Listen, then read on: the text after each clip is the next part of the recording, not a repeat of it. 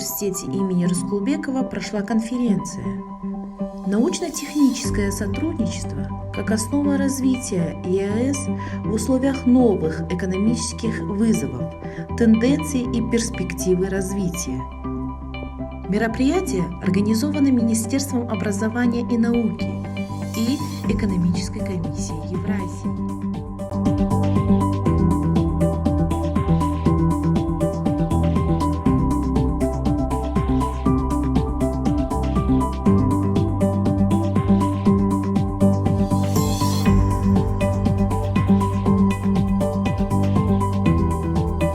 Министр образования и науки Кыргызской республики Мамитакунов Улан Исенбекович остановился на том факте, что конкурентность экономики любой страны определяется состоянием научного и научно-технологического потенциала страны. Важно получение, генерирование и передача знаний, востребованных для устойчивого развития стран.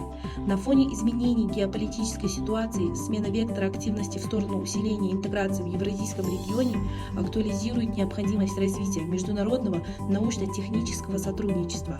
Государство Евразийской пятерки имеет большой потенциал для формирования трансграничного пространства доверия и перехода к цифровой экономике, для совместных исследований и разработок, трансфера технологий, которые необходимы для модернизации действующих производств и создания новых инновационных производств.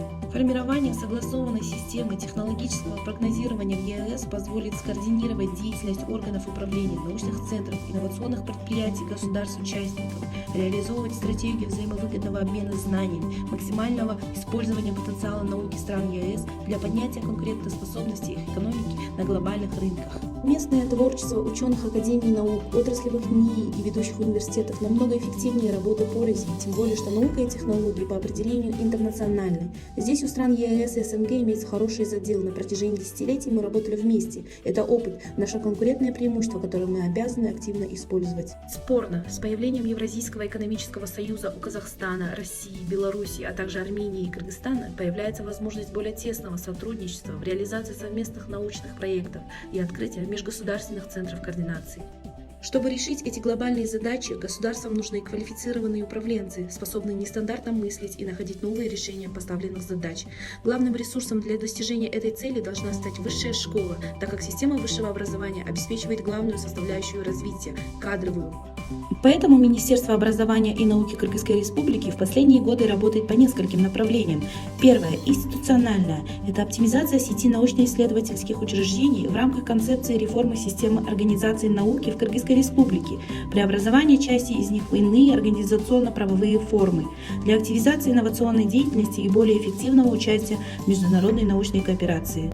Второе направление – финансово-экономическое. Это постепенное расширение программно-целевого подхода для обеспечения качества научных исследований.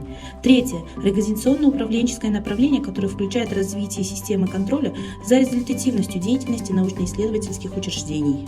В заключение министр выразил уверенность, что данная конференция позволит сделать важный шаг для создания желаемого будущего в развитии науки и техники для наших стран. Организатором встречи ЕЭК со стороны Министерства образования и науки был заведующий отделом науки Джилдызбек Джахшылыков.